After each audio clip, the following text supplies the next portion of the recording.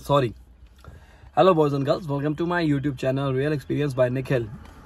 आजकल जो सीज़न चल रहा है ना ऑस्ट्रेलिया में, जुलाई का एंड, अगस्त या सितंबर, ये सारा हेल्थ ख़राब करने वाला मौसम होता है। मौसम चेंज हो रहा होता है और ऊपर से मतलब गले ख़राब, जिसको फ़ोन कर लो बुखार हो गया। मेरी क्या घटना हुई, पीछे इतनी ज़्यादा गर्मी हो गई थी, अभी स्वेटर डाले हुए हैं फिर से। पीछे इतनी ज़्यादा गर्मी हो गई थी, मैंने आधी बाजू की टी शर्ट डाल के बाहर निकल गया वीडियो बनाने के लिए। ठीक है, अप्रोक्सीमेटली 5 से 10 मिनट ही गया होगा। पीछे आप सोचोगे कि यार सर्दियों के दिन ना मैंने ऐसा क्यों किया, गलती मेरी थी। उस दिन से पहले भी 2 दिन ना क्या नाम है उसका, बहुत ज़्यादा धूप आई थी, तो मुझे लगा भाई गर्मी आ गई यहाँ पर, ऐसा सोचना मेरी गलती थी। तो आप ये बात ध्यान रखना, जब ऑस्ट्रेलिया में आते हो तो आपके पास गर्मी के और सर्दी के दोनों के कपड़े होने चाहिए, चाहे आप कोई भी मौसम में आओ। रीज़न क्या है, यहाँ के मौसम का पता नहीं चलता, खास तौर के ऊपर एडिलेड में। अगर आप डार्विन, ब्रिस्बेन, गोल्ड कोस्ट की तरफ जाओगे वहाँ पर गर्मी ज़्यादा रहती है, लेकिन मेलबर्न, तस्मानिया, एडिलेड और सिडनी में भी थोड़ी थोड़ी सर्दी रहती है। एडिलेड और मेलबर्न का जो मौसम है वो तकरीबन सेम ही है, यहाँ पर सर्दी ज़्यादा रहती है। कईयों को सर्दी पसंद नहीं है, वो ऊपर की तरफ भाग जाते हैं, ब्रिस्बेन हो गया, डार्विन हो गया, उधर की साइड पे। पर मुझे सर्दी पसंद है, तो इसलिए मैं एडिलेड में रह रहा हूँ। तो आप ये डिसाइड कर लेना कि भाई आपका वेदर कौन सा है। लेकिन जितनी देर तक आपके पास PR नहीं आएगी उतनी देर तक डिसाइड भी क्या करोगे, क्योंकि आपको तो अपनी मर्जी से रहना नहीं पड़ेगा। अब रह भी नहीं सकते अपनी मर्जी से जितनी देर तक आपको PR नहीं मिलती। रीज़न क्या है, कई बार आपको स्टेट ने नॉमिनेट किया होगा तो आपको वहीं पर रहना पड़ेगा। तो चलो, आज का जो मुद्दा है वो ये है कि अगर हम ऑस्ट्रेलिया में आते हैं तो मैंने क्या एक्सपीरियंस किया। 5 साल हो गए मुझे एक्सपीरियंस ऑस्ट्रेलिया में रहते हुए। 2019 में मैं आया था। जो मेरे पुराने व्यूअर्स हैं उनको पता होगा मैंने क्या एक्सपीरियंस किया। 5 साल के अंदर लोग ज़्यादातर किस चीज़ को लेकर भागते हैं। कभी आपने ये सोचा है कि अब हम ऑस्ट्रेलिया चले जाएंगे तो क्या ऐसी चीज़ है जो हमारे को सबसे पहले लेनी चाहिए? कमेंट करते जाइए। लाइव वीडियो चल रही है, मैं तो चलो कमेंट नहीं कर सकता हूँ, लेकिन आप बताइए। सभी के माइंड के अंदर या ज़्यादातर के अंदर आता होगा घर। ये सारा सिस्टम ही मैं कहता हूँ, जितनी देर तक आप ऑस्ट्रेलिया में हो आप एक ही चीज़ के पीछे भागते रहोगे, वो है घर। जब आप आओगे तब माइंड के अंदर क्वेश्चन होगा कि भाई मैं अब रेंट पे रह रहा हूँ, जो रेंट दे रहा हूँ उसका कोई बेनिफिट नहीं हो रहा। मैं 2 बेडरूम हाउस के जो रेंट चल रहा है 500-550 तकरीबन एवरेज जो रेंट चल रहा है, तो वो वेस्ट हो रहा है। इन एंड में जाकर मुझे क्या हासिल मिलेगा, कुछ भी नहीं। दूसरी बात, कई बंदे ये सोच रहे होंगे कि 2 बेडरूम हाउस हो गया है, अब फैमिली बड़ी हो गई है, अब हम आगे बढ़े 3 बेडरूम हाउस ले लें, पर वीकली और बढ़ जाएगा।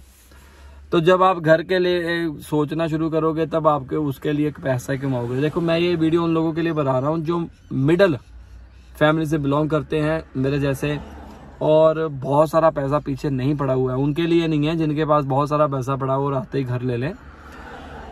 तो सबसे पहले आप पैसा कमाओगे उस घर को बनाने के लिए। अगर आपके पास पैसे नहीं है तो ऑब्वियस ही बात है। तो जब आप घर लेने के बारे में सोचना शुरू करोगे, 2 से 3 साल तक पहले आप अपना पैसा इकट्ठा करोगे यहाँ पर, ठीक है, ऑस्ट्रेलिया में। फिर उसके बाद जब 2 से 3 साल हो जाएंगे, बाकी डिपेंड करता है आपकी जॉब के ऊपर भी। अगर आपकी जॉब अच्छी है, अगर पैसे अच्छे बन रहे हैं तो आपको पहले भी लोन हो सकता है। डिपेंड करता है कि आपकी पावर कितनी है, बोरोइंग पावर कितनी है, बैंक आपको कितना दे सकता है लोन। ठीक है, पहले 2-3 साल तो चले गए, ये मैंने मिनिमम बताया है। कई लोग ऐसे भी हैं 10-10 साल हो गए हैं अभी तक उन्होंने घर नहीं लिया। ठीक है, आपको डिमोटिवेट नहीं कर रहा हूँ मैं, वैसे आपको रियलिटी बता रहा हूँ जो मैंने एक्सपीरियंस किया 5 साल के अंदर।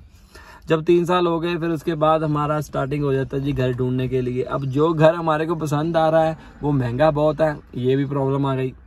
और जो सस्ता है, थोड़ा सा हमारे बजट के अंदर है, वो हमारे को पसंद नहीं आ रहा, या गली दूसरी है, या ये हो गया, ऑर्डर पड़ रहा है, कोई भी रीज़न हो सकता।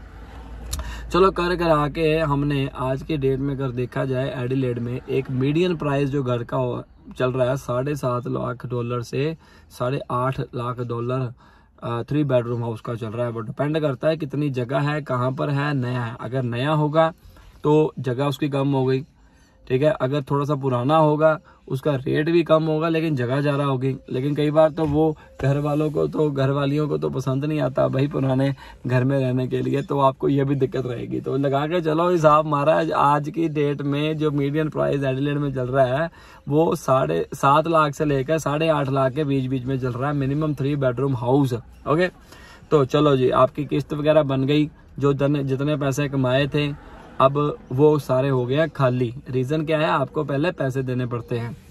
तो मान लीजिए मैं 8 लाख का घर ले रहा हूँ आज की डेट में, अगर आप 10% देते हैं तो $80,000 हो गया। ओके, उसके बाद फिर आपका क्या ना $80,000 आ गया। फिर उसके बाद आपको स्टैंप ड्यूटी वगैरह भी पड़ सकती है और अटरम पटरम जो खर्चे रहते हैं, मतलब $1 लाख आपका हाथ से गया 10% के हिसाब से मैं बता रहा हूँ, ठीक है। फिर उसके बाद जी आपकी किस्त बन गई। अब जो पैसे आ रहे हैं वो किस्त में जा रहे हैं, जो पैसा हम कमा रहे हैं, हमारे पास घर तो आ गया लेकिन हमारे माइंड के अंदर ये तसल्ली आ गई कि भाई अब हमने अपना घर ले लिया हुआ है। लेकिन ये भाई याद रखिए कि आप उसकी किस्तें दे रहे हो।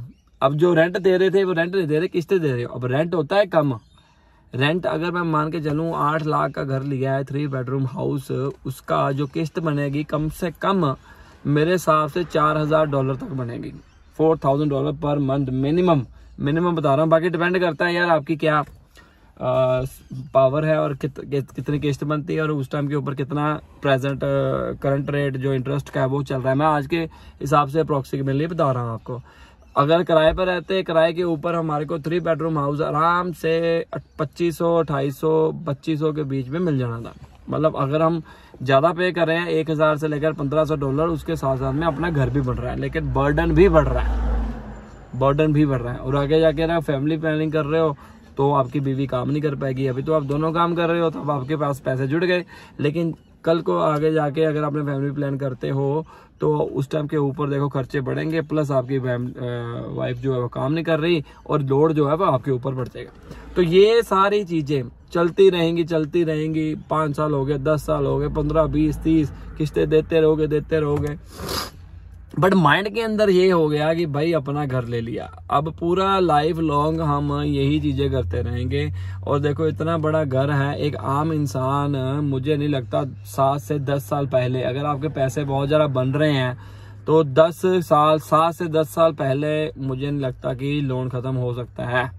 रीजन क्या है, अब इतनी थोड़ा कमाई है कि भाई 8 लाख का घर ले लिया और 1 लाख उसको दे दिया, $7 लाख हम अगर $7 लाख बच गया है तो हम उसको अभी शुरू में तो पहले 2-3 साल तो मैं कहता हूँ पहले वो तो सिर्फ इंटरेस्ट ही जाएगा और तो कुछ जाएगा ही नहीं, ठीक है ना।